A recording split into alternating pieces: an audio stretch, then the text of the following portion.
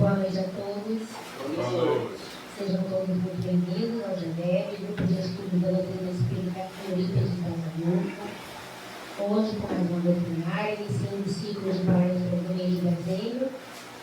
Não é por acaso que tem o Jesus como nosso tema central, né? E hoje nós convidamos a nossa companheira, amiga e irmã Kelly Moraes, que irá trazer para nós hoje a temática Jesus e a atualidade. Para dar início à nossa doutrinária, vamos relaxar um pouco, levar o nosso pensamento ao alto. Vamos fazer a nossa prece inicial, rogando aos bons espíritos, aos espíritos que já estão presentes, os seres invisíveis do bem, coordenadores dessa casa, os nossos espíritos protetores, anjos guardiães, rogando a oração que Jesus ensinou quando esteve aos seus discípulos. Pai nosso que estás nos céus, santificado seja o vosso nome, venha a nós o vosso reino, seja feita a vossa vontade, assim na terra como em todo lugar. O pão nosso de cada dia dá-nos hoje, perdoai as nossas ofensas, à medida em que soubermos perdoar quem nos tem ofendido. Não nos deixeis cair em tentação, mas livra-nos, Senhor, de todo mal. Porque teu é o reino, o poder e a glória para Deus. Vamos dar início, com a vida da nossa irmã Kelly. Para você, minha irmã, as melhores vibrações. E você tem até 8h15, 8h20 no máximo, porque a gente já começou a perguntar tarde. 8h15, estourando 8h20, porque a gente teve os problemas técnicos, tá bom? Boa noite. Que bom estar aqui de novo com vocês. Obrigada pelo convite, né? Agradecer a casa, agradecer a família.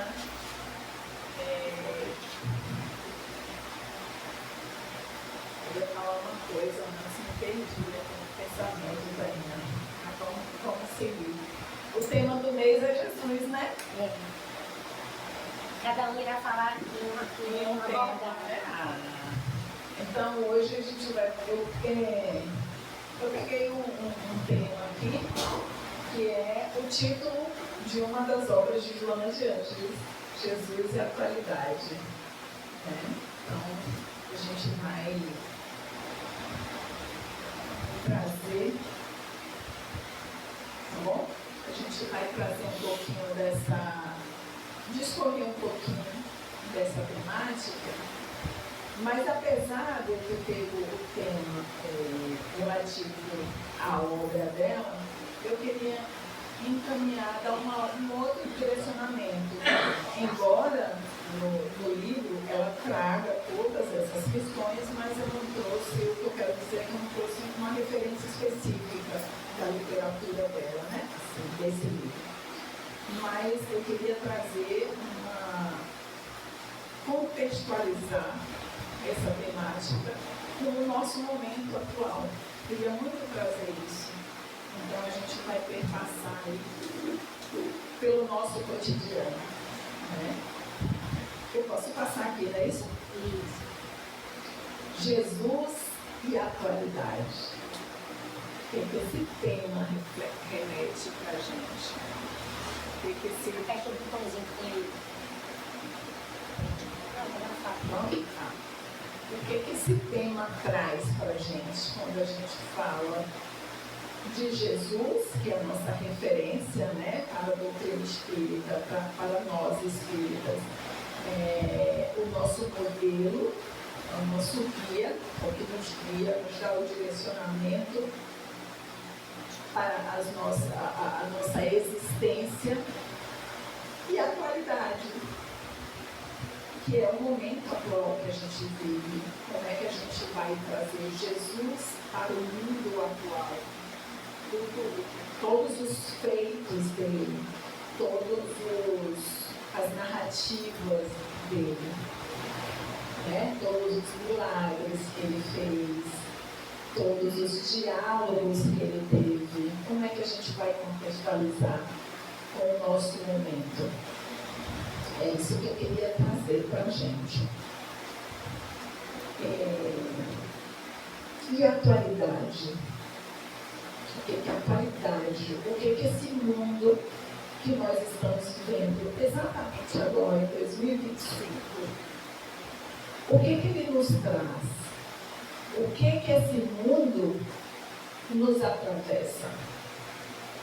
Quais são as situações, os fenômenos que estão ocorrendo agora no mundo que mexe conosco,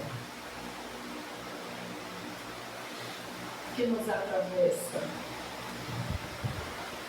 Por que essa reflexão? Porque nós temos um hábito de falar assim, o brasileiro, o povo brasileiro, né? O povo baiano, a sociedade, os políticos, é sempre terceiros, é sempre o outro. Mas a gente não se implica no processo, porque quem é a sociedade? A sociedade é feita por quem? Por mim? Por nós e por todos, né? Eu estou incluída. Quem são os brasileiros? Quando eu falo os brasileiros, e eu sou da onde? É do Brasil também. Não é? E os baianos, entende? Nós temos uma tendência de nos excluirmos desse discurso, dessa narrativa, quando a gente usa uma narrativa negativa, pessimista da situação. É como se a gente quisesse se blindar a isso, não fazer parte disso. Então, é o mundo, é daqui da minha pele para fora que é responsável por tudo que acontece. Tudo que está imposto no mundo é daqui para fora. Então, eu não me implico no processo, eu não me responsabilizo como fazendo parte disso. Então, está ocorrendo uma guerra do outro lado do mundo. O que eu tenho a ver com isso? Está lá do outro lado do mundo, não fui eu que provoquei, eu sou muito pequena. O que eu tenho a ver com isso? Tudo, porque eu faço parte da humanidade. Eu faço parte da humanidade.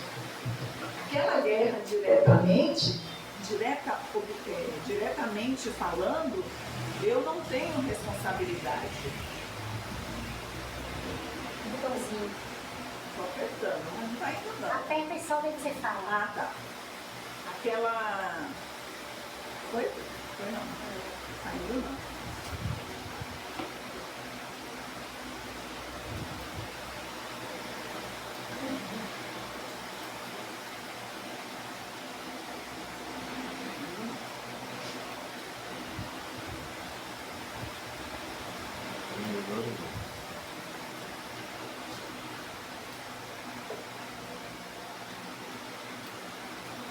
Cadê o outro? Cadê o outro microfone? Não sei se o carro dá pé. É como tirar a caixa. Mas vai socorro, Vai né? desenvolvendo, vai. Aquela guerra lá do outro lado do mundo, não exatamente eu sou responsável de uma forma direta, mas a minha conduta, o meu modo de agir aqui onde estou, no meu contexto, isso sim eu tenho responsabilidade, que reverbera no todo. Então, eu posso causar um prejuízo a pessoas da qual eu nem conheço. Vou dar um exemplo. Digamos que eu vá ser atendida por alguma atendente em algum lugar, uma funcionária, numa clínica, em um supermercado, em uma farmácia, em qualquer lugar. E a pessoa não está de bom humor. E me trata de uma forma da qual eu acredito que ela não deveria me tratar. Alô, alô. Eu só queria ficar muito aí.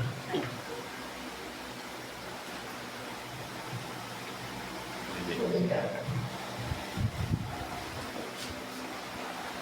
E aí, como eu interpreto aquela situação, e eu acho que eu fui injustiçada, eu vou achando que eu tenho direitos, né?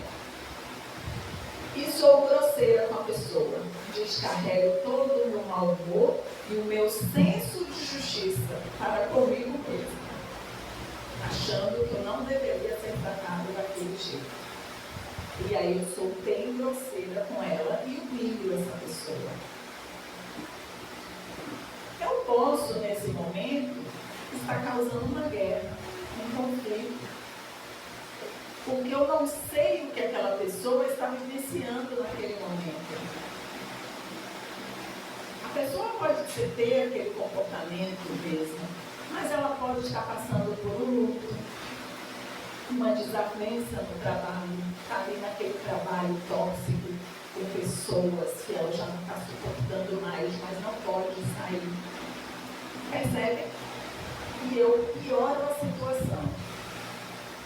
E ela pode chegar em casa e descontar essa minha humilhação, porque às vezes a funcionária não dá para acreditar, né? Que vai ter emprego, ela pode descontar nos seus familiares em casa, nos filhos, no marido, na esposa. Não pode? Aí ela vai, olha como vai espalhando. Então desconta nos filhos, desconta no marido. E aí essas pessoas não podem fazer o quê? A mesma coisa, e vira um efeito dominó. Do mesmo modo, é quando alguém vem pedir uma ajuda para a gente, vem compartilhar um sofrimento conosco, ou vem compartilhar uma fofoca com a gente. E a gente, nas nossas crenças, damos palpite, baseado em nossa régua, baseado no que eu acredito que seja verdade, que seja importante, necessário para a pessoa. Mas será que eu sei mesmo o que é importante para a pessoa? Será que eu sei que o conselho que eu estou dando realmente é importante para a pessoa naquela situação? É o que vai ajudá-la? Percebem os conflitos que a gente vai compartilhando, espalhando? Acho que falhou de novo, não vai não está de novo. Aí foi. Então, quando a gente fala das ocorrências do cotidiano que nos perturbam, nós queremos traduzir isso para o nosso dia a dia. É no nosso dia a dia que a gente vai espalhando isso. É no nosso dia a dia que a gente recebe e que a gente vai repercutindo. Percebem que é no nosso contexto? Coloquem, examinem aí o dia de vocês, a semana de vocês. Eu já fiz isso aqui, viu? Preparando. Quantos conflitos vivenciamos essa semana? Que, por certo, se a gente tivesse um outro olhar da situação, poderíamos ter feito diferente.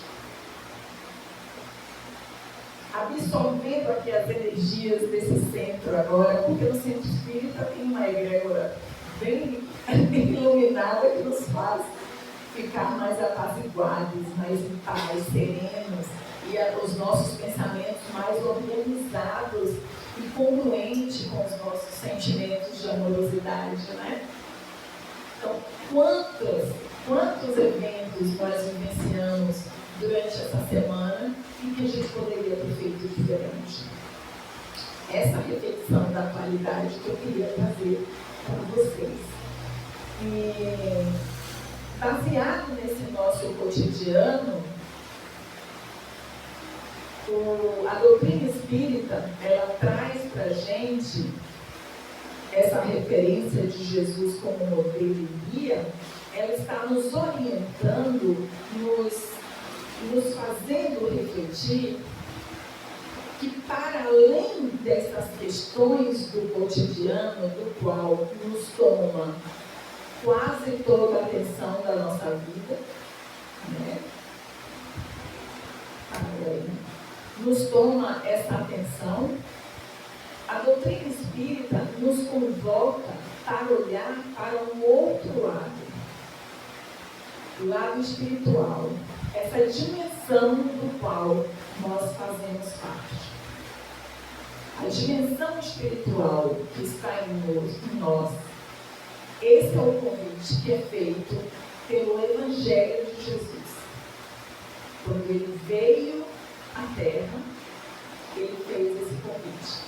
Existe um mundo material do qual vocês precisam dar conta, mas existe também o mundo espiritual. E essa deve ser a sua prioridade. Essa deve ser a nossa prioridade. Quando eu falo prioridade, eu não estou dizendo com isso que nós devemos esquecer ou anular o plano material do qual nós vivemos. Não, a gente precisa trabalhar, sobreviver materialmente, né? Ter um alimento na mesa.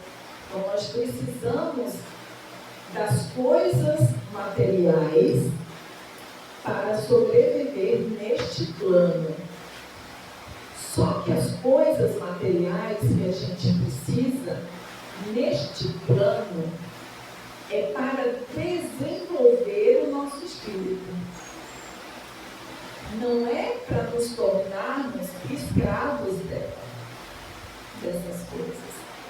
Essas coisas precisam ser utilizadas por nós como empréstimo para que a gente cresça, para que possamos evoluir espiritualmente, para que possamos desenvolver caracteres do homem de bem. E quais são essas coisas? Passei demais aqui. Quais são essas coisas? Nós, no mundo material, acreditamos que para ser feliz, nós precisamos conquistar. Quando eu falo de conquista, eu estou falando de conquista de qualquer coisa. Então, muitos de nós acreditamos que seremos felizes se tivermos um carro do ano importado, se morarmos em mansões, se tivermos um emprego do qual recebemos muito, se comprarmos uma roupa de marca, de grife. É ou não é verdade? E nesses desejos, nós vamos sofrendo. Por quê? Porque esse é um ideal materialista, que é criado e inventado para se fazer fortunas e poder. E quem fomenta isso são as mídias. Hoje, mais precisamente, as redes sociais.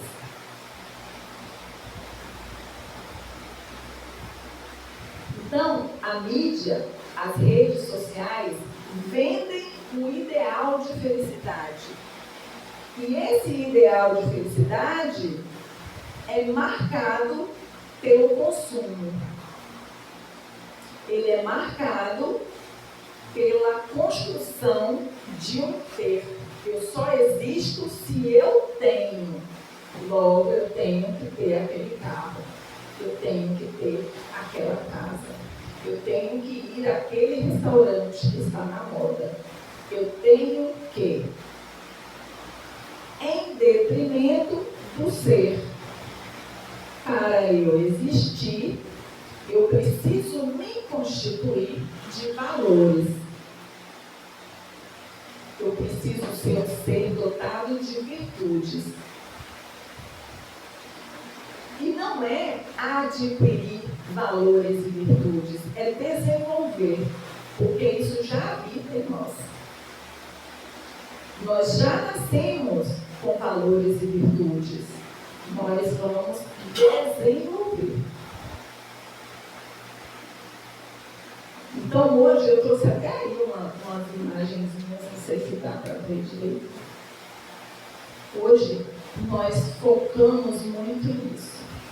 Vocês já perceberam que a rede social Instagram, no início, foi desenvolvida para as pessoas postarem o que estavam fazendo? Então a gente encontrava os amigos ali e nós tínhamos notícias deles, né?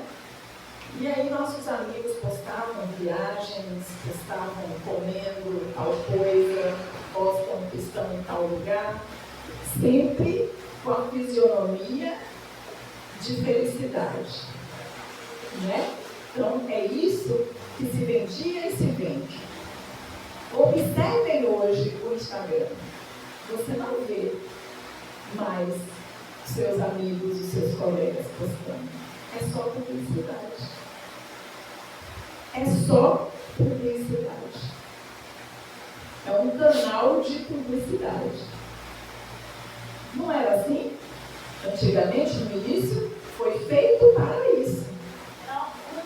Orkut foi feito para isso. O Face. E hoje em dia, essas redes sociais são redes sociais midiáticas, vendendo o tempo todo. Então, a gente vai se perdendo nessa construção. Se perdendo como? A mídia vai nos comprando. Nós nos tornamos objeto de consumo. Nós estamos nos vendendo. Se a gente vende a nossa mão de obra para o trabalho, agora a gente vende a nossa mão de obra, o resultado do nosso trabalho, o resultado da nossa mão de obra para o consumo, para o excesso de consumo. Então, nós não estamos falando do consumo que nós no dia a dia praticamos, mas do seu excesso, né? E a mídia, ela tem um poder tão forte que no mês de dezembro isso é intensificado. Em setembro, passando por uma rua onde eu moro, eu já vi uma casa de comércio toda enfeitada para o Natal, para vender. Em setembro. Antigamente, o comércio, as casas, se arrumavam para o Natal em dezembro, não é isso? Aí foi antecipando para novembro. Em setembro, veja o poder do consumo. E aí, o que a mídia, o que o marketing, o que as empresas fizeram com o nosso Natal? Nós que somos cristãos. O Natal festejava-se o quê? O nascimento de Jesus, né? E quando eu falo festejava no passado, é que poucos hoje ainda festejam o aniversariante. Não é verdade? Hoje nós estamos mais preocupados em como vamos decorar a nossa casa. Nas pessoas em que precisamos dar presentes. Nós estamos hoje preocupados mais com o Papai Noel do que com o aniversariante. O nosso foco hoje, porque afinal de contas, nos compraram, né? Quando eu falo nós, eu estou falando de uma forma geral, tá, gente? Alguém pode cair assim, não, eu não sou assim. Em alguma intensidade, nós somos assim em algum momento. Então, é muito importante a gente trazer essa reflexão de que todos nós somos tudo em algum momento, em algum contexto. Nós temos essa potencialidade, né? Então, olha o poder da mídia. Olha o que a mídia fez. Vocês sabiam que a roupa do Papai Noel era verde? Antigamente? O Papai Noel era verde, né? A roupa do Papai Noel ficou vermelha, sabe por quê? Por causa de uma propaganda da Coca-Cola. Isso ajudou bastante. E botou ele com a roupa vermelha e a partir daí ficou. Ajudou. Olha o poder da mídia. Associou ao rótulo da Coca-Cola e mudou uma indumentária de uma referência natalina, né? Então, nós trocamos aí a celebração do aniversariante para outros presentes. Em vez de a gente oferecer ouro, incenso e mirra para o aniversariante, nós agora estamos oferecendo para outras pessoas os presentes, né? E o que Jesus nos convida?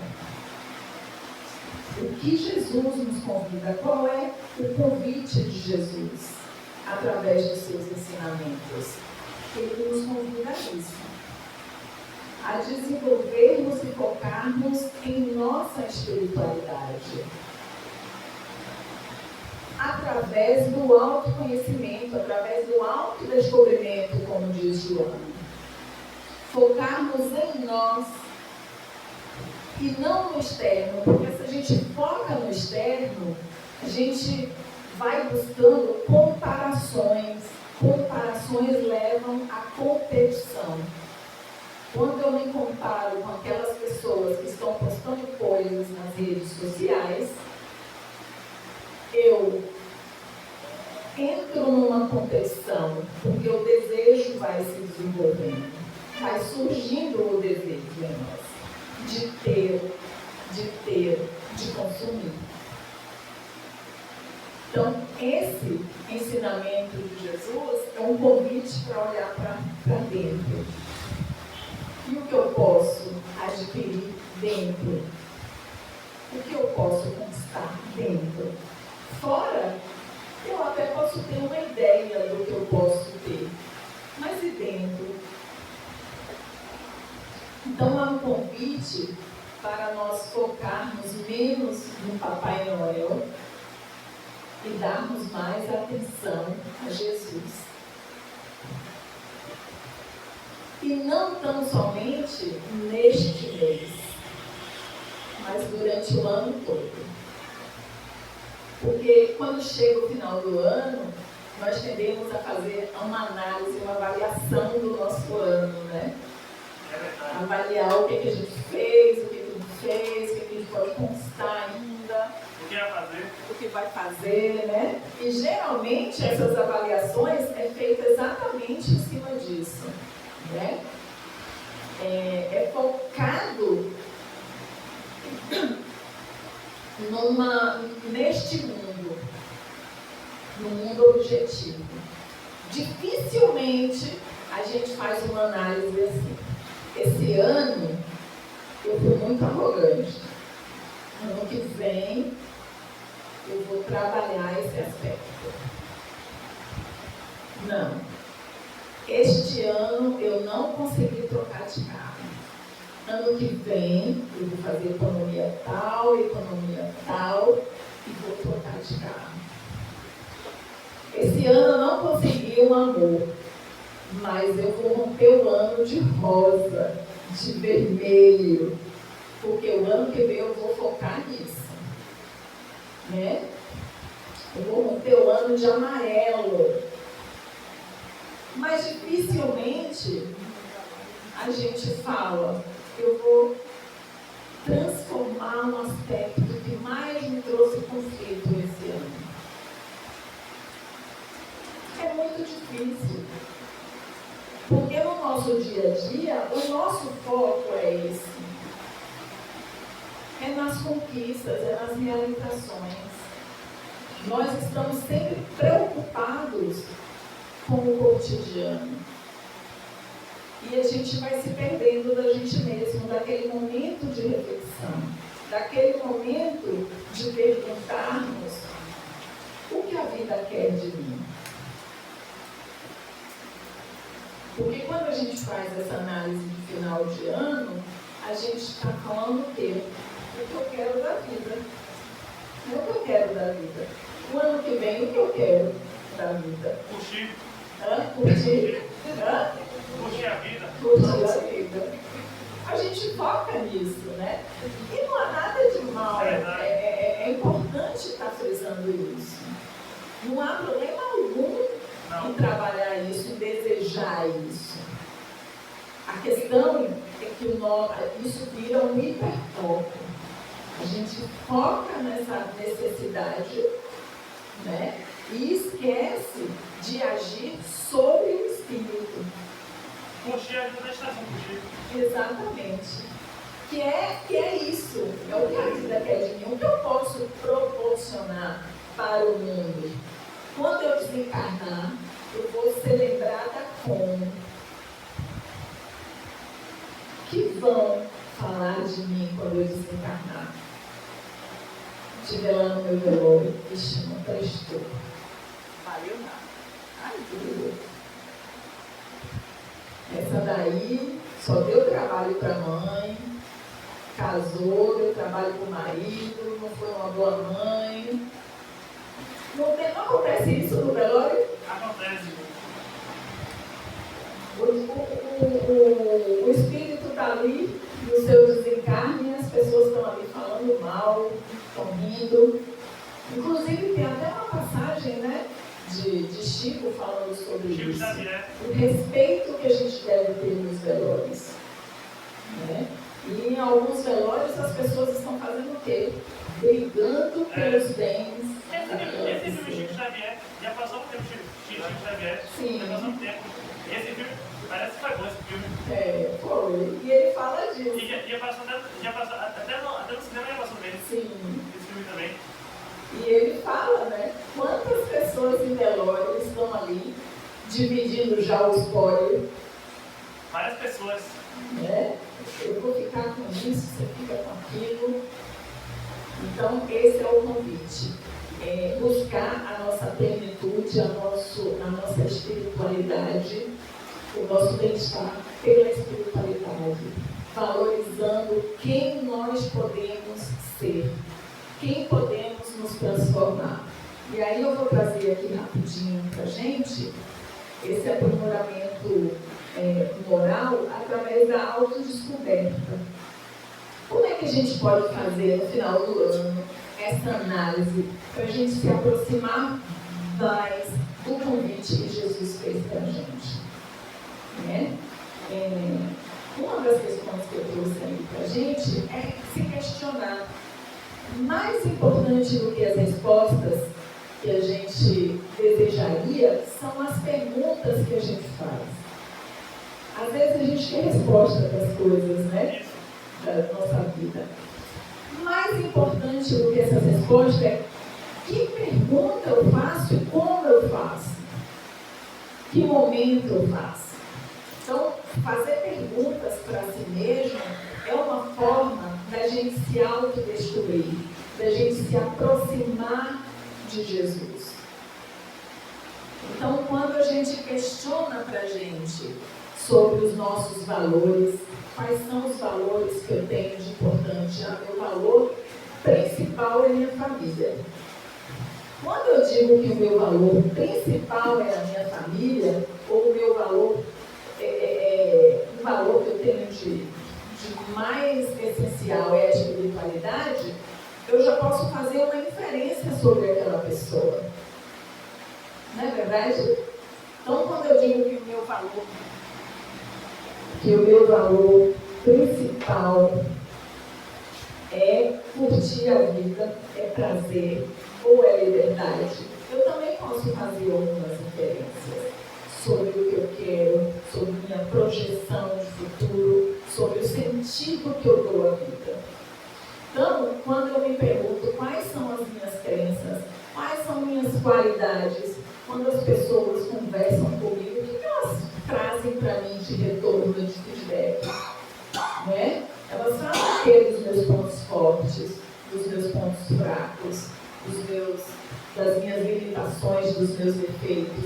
Porque quem está próximo a nós gente ouve isso, né, com mais frequência. Fulano é assim, ciclano é assim. Então, a gente ouve isso.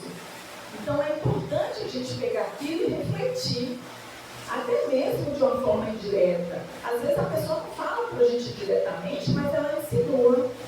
Ô amiga, obrigada. Você é sempre cuidadosa comigo. O que ela está dizendo? Você é sempre cuidadosa comigo. Né? Ela está demonstrando ali uma qualidade. Então é muito importante a gente fazer essas perguntas, né? Quais são nossas motivações, o que eu me frustro com frequência. É importante também a gente identificar nossos padrões. Todos nós temos padrões. Padrões de comportamento, padrões de pensamento, padrões de sentimento. O que são esses padrões? É aquilo que mais se repete em nossa vida. Eu costumo pensar em quê? Os meus pensamentos geralmente são voltados para quê? Quais são os sentimentos que mais me movem na vida? Eu sou uma pessoa medrosa, que está sempre com medo. Eu sou uma pessoa raivosa, nervosa. Eu estou sempre nervosa, estou sempre agoniada, ansiosa.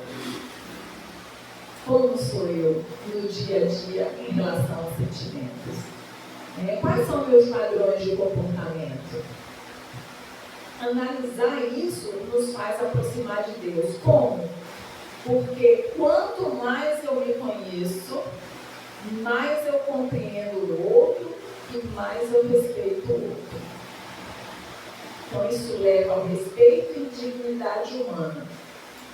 Quanto mais eu me volto para dentro, mais eu entro em conexão com a essência divina e compreendo e respeito todos os seres. Não só o outro, mas a natureza de uma forma geral, o ambiente que eu vivo, o ambiente que eu trabalho. Então eu tenho cuidado ao fechar uma porta para não quebrar, então eu não bato portas de guarda-roupa, de armário, isso é um exemplo, né, gente? Então, cai um papel no chão lá no trabalho, eu pego, se não fui eu que deixei cair, mas eu estou vendo. Esse é o cuidado que eu devo ter. Todos nós, em geral, tem que ter esse cuidado com o Exatamente. E um ponto muito importante que eu estou vendo a leitura já está passando é explorar novas experiências. É a gente sair do nosso mundinho, da nossa caixa, das nossas ideias, das nossas crenças e olhar e ver as ideias, as crenças do outro. Isso também ajuda-nos a ter respeito pelo outro. Ajuda-nos a sairmos de um controle. Porque quando a gente não faz isso, nós tendemos a olhar o outro pela nossa perspectiva. E a gente quer sempre que o outro faça como a gente quer, como a gente acha que é certo. Então, tem que lavar a louça dessa maneira. Porque essa é a maneira certa. E não existe uma maneira certa. Porque são 8 bilhões de pessoas no mundo e existem 8 bilhões de modos de lavar uma louça. Ah, mas lava a louça, mas não limpa a pia. Mas não enxuga a pia. Percebe que são coisas muito pequenas para a gente se desgastar e tem coisas mais importantes para a gente se debruçar. Até rimou, vou até fazer uma música. Então é muito importante a gente olhar o outro com os olhos do outro. Isso facilita bastante. Eu estava voltando de uma atividade espiritual e passei num lugar, num ambiente no qual tinha muito bar, né? Muito som alto, pagodão, bebida. E aí eu saí do centro, passei, olhei e falei, meu Deus do céu, obrigada, Senhor. Um dia eu estive ali. E eu sei o que significa isso para eles. E não pensei assim também, ó, um dia eles chegarão lá. Ajude o Senhor a sair da ignorância. Porque à medida que eu faço isso, eu estou me colocando num lugar de superioridade. Percebe como é uma nuance muito tênue entre você se afastar do outro? Então eu me coloco num lugar da qual, onde eu estou agora, eu sou melhor. Eu sou superior. Isso é muito delicado. A gente precisa ter um cuidado com essas coisas. Né?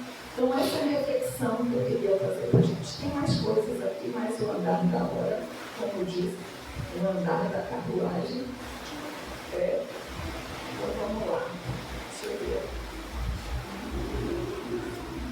Reflita sobre suas memórias e histórias.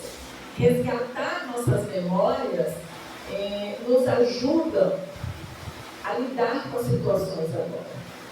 Então, quando a gente relembra como eu passei pelos desafios da vida, quais foram os recursos disponíveis para mim para solucionar um certo problema, me ajuda a identificar recursos disponíveis para eu solucionar problemas no atual contexto. Agora eu preciso atualizar, porque eu não posso utilizar o mesmo recurso que eu utilizei numa situação lá e continuar, porque isso me traz problema. Eu preciso me atualizar. Eu preciso identificar outros recursos. Quando eu falo de recursos, eu estou falando de surgiu um problema. Qual a qualidade, qual a virtude que eu preciso utilizar agora, fazer uso nesse exato momento para solucionar aquele problema? Isso é um recurso interno. Agora o externo. Qual o recurso externo que eu posso dispor para me ajudar naquela solução? Porque às vezes o problema, a situação que está acontecendo, eu não dou conta sozinho. E reconhecer isso também é um recurso, é uma potência interna minha. Porque eu identifico que eu não sei, que eu não consigo dar conta sozinha. Isso já trabalha o meu orgulho, né? De ter que dar conta sozinha de algo, não pedir ajuda. E eu identifico o que ou quem pode me ajudar. E saber que tem pessoas que podem me ajudar, me mostra que eu não estou só na vida. Que eu tenho um amparo, um suporte à minha disposição. Isso é muito bom, porque nos traz um senso de pertencimento, de amparo. Então é muito importante quando a gente entrar, ter uma situação, conseguir identificar, né? Até mesmo quando a situação passa, identificar também o que dificultou a solução daquele problema. Qual foi o meu ponto limitante? Qual foi o meu defeito que me impediu de solucionar aquilo daquela forma? Né? Eu sou muito preguiçosa. E agora não é exemplo não, viu? É irreal, é real. Eu sou muito preguiçosa. Quando acontece algo que é decorrente da minha preguiça, eu já sei identificar. Eu já sei identificar quando é. Isso me ajuda a trabalhar em cima dessa minha limitação, dessa minha questão. Percebe? Então eu preciso identificar. E aí eu já sei. Aí eu já sei que aquele problema aconteceu porque eu fiquei adiando e era para resolver agora. E aí agora não. Então era para pagar meu cartão, sei lá, faz o quê? Meu plano de saúde, uma conta de água, de luz, tal data. Né? Então dia 10, e hoje é dia 1º. É para dia 10, amanhã eu pago. Amanhã eu pago dia 20. Então eu vou pagar juros, né? Então, se eu não tenho consciência do meu modo de funcionamento, eu fico com raiva, aí eu fico culpando a todo mundo, aí chega na hora do banco, já fechou ali, porque até 10 horas, sei lá. Então eu culpo o banco, culpo o celular que não abriu, percebe? E aí eu vou externalizando isso para o mundo, o conflito do mundo, a guerra. e esqueço de me responsabilizar por aquilo, porque não trabalhei aquela limitação. Percebe? Então, o autodescobrimento é isso. Ao invés de olhar para fora, olhar para dentro para caminhar com Jesus. Né? Ninguém vai ao Pai senão por mim.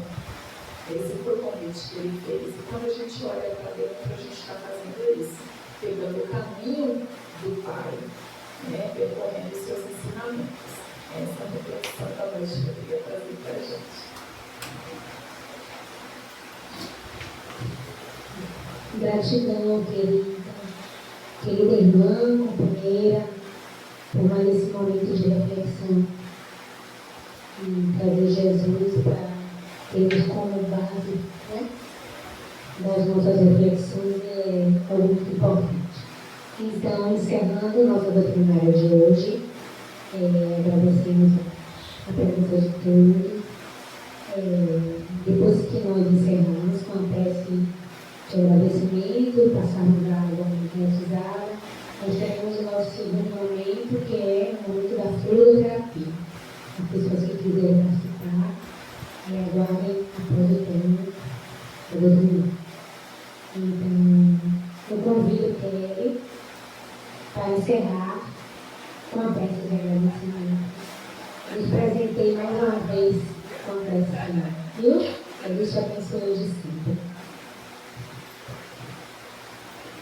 Nós podemos colocar à disposição os amigos espirituais que aqui se encontram, para absorver essa energia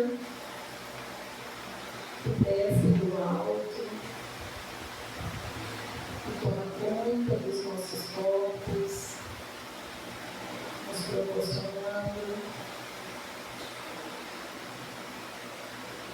amorosidade, nos proporcionando desenvolvimento da autoconfiança, da fé e esperança no porvir. Que os amigos espirituais possam espalhar essa amorosidade por todo esse bairro, por toda a nossa cidade, o nosso país e o nosso planeta. Que possamos, com essa energia amorosa e acolhedora de Jesus, compartilhar também com todos que cruzam os nossos caminhos, através de um sorriso, de uma fala carinhosa, de um abraço, que é o que estamos recebendo agora.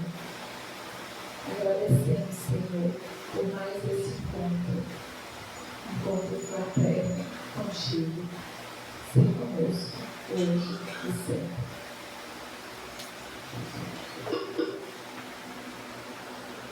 Assim, com essa oração de agradecimento ao Pai Maior, encerramos a primeira etapa dos nossos trabalhos de hoje, com a esperança de que a paz que desejamos ao mundo comece em cada um de nós. E te convidando para nos seguir em nosso canal do YouTube, compartilhe, comente, divulgue e nos ajude na divulgação da doutrina espírita. E que Jesus nos conceda uma boa noite.